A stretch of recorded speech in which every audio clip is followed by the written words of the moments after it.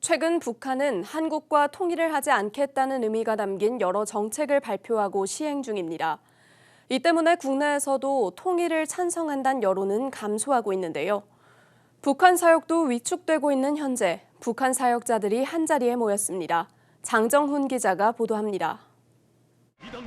지난 10월 북한은 한국을 철저한 적대 국가로 규정하고 한반도 통일 가능성은 없다고 공표했습니다. 국경도 걸어 잠가 외국인의 북한 출입 경로가 일체 차단되며 외부와의 교류도 철저히 단절한 상태입니다. 이런 상황에서 북한 사역 목회자 협의회 북사모는 서울신학대학교 통일연구소와 함께 바뀐 북한 선교 전략을 점검했습니다. 사역자들은 미국 트럼프의 대선 승리 등 국제 정세를 반영한 통일 선교 전략 수립이 필요하다고 지적했습니다. 미국과 북한 사이에 이제 대화가 시작이 되고 북한이 국제사회의 어떤 정상적인 일원이 되는 길이 열려지기 시작한다면 통일 선교 목회에 대한 통일 목회에 대한 관심이 다시 떠오를 수 있습니다. 이들이 주목한 것은 식량을 자급자족하는 북한의 경제 체제입니다. 북한이 지난해 발표한 경제정책 12가지 중 3가지는 농업과 농촌에 관련돼 있을 만큼 농업은 북한 경제 사이클의 큰 축을 차지하고 있습니다. 올해 곡물 생산량을 지난해보다 수십만 톤 끌어올린 북한은 농업 관련 과학기술 증진 등의 목표를 세우고 기술 발전에 주력하고 있습니다. 이런 지점에서 북사모는 북한에 직간접적으로 기술 공유를 하는 해외 기술자와 교회 등과의 협력이 필요하다고 강조합니다. 걸어 잠그고 먹고 사는 문제만 어느 정도 해결해 놓으면 인민의 불만이나 체제의 불안정성 없을 거라고 생각한다라는 거죠.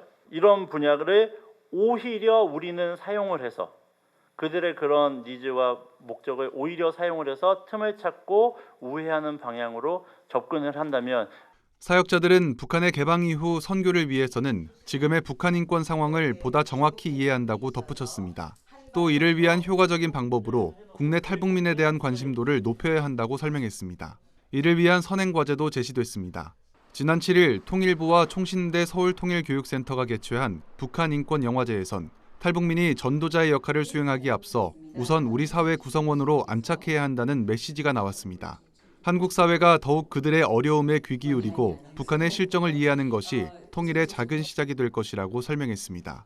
이분들의 어려움을 알고 이해한다면 사실은 사회 통합에도 큰 도움이 되고 교회가 먼저 준비되고 또 교인들이 이들을 이해하는 마음가짐을 갖고 있다면 아주 좋은 기회로 그분들이 오셨을 때 하나님 안에서 같은 공동체로서 성장할 수 있는 그런 또 분들이 될 수가 있는 거죠.